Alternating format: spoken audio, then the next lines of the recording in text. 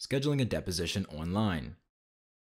Go to www.georgiareporting.com. Click Client Login at the top of the page. Enter your login name and password. Your login is usually your email address.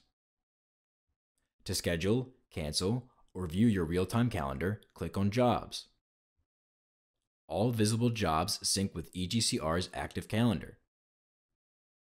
To schedule a new job, click Request New. Select job date, start and end time, and time zone.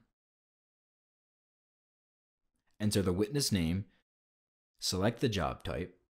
Your option will default to deposition with a court reporter. Enter the case name and case number. Enter any pertinent notes. Next, enter your ordering contact. Click on the book and your contact list will appear. Select the appropriate contact. Type in the location details. Check the Bill to Contact if we should bill your firm. If we need to bill the insurance company directly, enter the billing details here. Under Additional Services, select if you need a videographer, interpreter, or expedited services. Under the File section, you can drag and drop your deposition notice. Now click Save at the top of the screen. Once you hit Save, EGCR will receive an instant notification of your scheduling.